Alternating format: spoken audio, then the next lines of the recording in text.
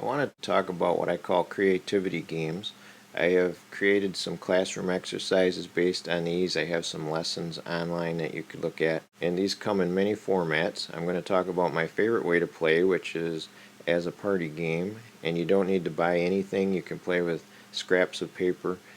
After you watch this presentation, you would be able to play the party game, and you'll learn some other places that you can find the games.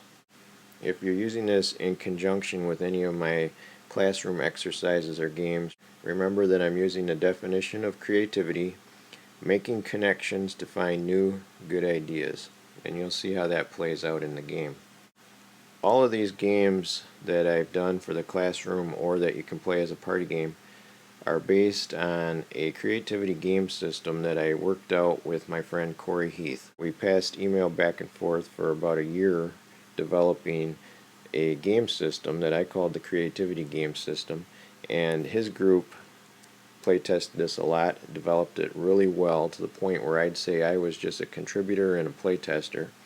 But all of our games came out to these three steps. First of all, at the beginning you make some kind of random prompt, and I'll give you an example in a minute. Then all the players other than the judge create some responses to that prompt, and then the judge will pick the ones that he or she likes. As an example, I'm going to talk about a game that I made in this system called Abe Einstein. And to play this game you need scrap paper and pencils for sure, and that's it. You could play this with your friends for free if you have some scrap paper and pencils, and you could use a timer too depending on how formal you want to be. Each player takes 4 slips of paper and writes 4 names down, 1 name per slip. Any names, fictitious, real people, famous people, or just friends that you know.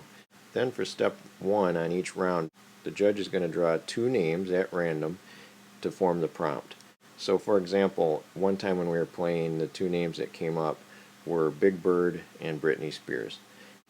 So for this game the prompt is always the same. You have these 2 people and you imagine that they just met, and the prompt is, what would they say? Then for step 2, all the players other than the judge will write down what they think those people would say if they just met. When we were playing with friends, I remember one of the responses at the table in particular. Britney said, "You're toxic," and then Big Bird said, "That explains everything." When you write these, it helps if you put the person's name here so that when these are read later, everybody knows who said what in the imaginary conversation. In the official rules that Kory Heath uses, the players have 2 minutes to write as many responses as they want, and you can be flexible with this depending on how the game is being used. Sometimes we just have everybody write 1 response or 2 responses. You can enforce a strict time limit, or you can say, roughly 2 minutes, and then when 2 minutes are up, people have to hurry up and finish. It's up to you. For step 3 on each round, the judge gathers all the responses and reads them aloud.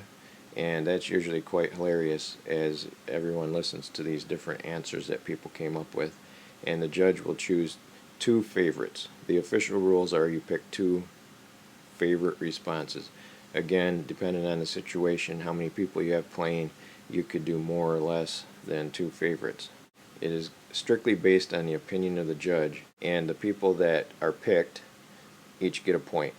You just repeat rounds like this and determine the winner at the end. The person who has the most points, or in other words, the person whose responses were chosen the most, will win. And before I finish, I just want to point out some other ways that we use this system. First of all, I made some versions where players make haikus. So you would get 2 random nouns and then everybody would write a haiku about those things. Kory made one based on riddles, and he called it Why Did the Chicken? And that is actually a game you can buy. I have a slide here that shows it on Amazon. You could make this game yourself. If you look online, Kory has a site dedicated to all of his games, which he calls the Chicken Game System. You can read all the rules. My favorite version that sort of developed out of all of our talk about this game is one called Cartoon Chicken. I call it Cartoon Captions. Instead of words, the prompts are cartoons that the players draw ahead of time, a single frame of a cartoon, and everybody writes the best caption when you pair two random cartoons together. For the classroom, I posted some of my Haiku games and Why Did the Chicken games on a site called Promethean Planet. You can read about that on my blog.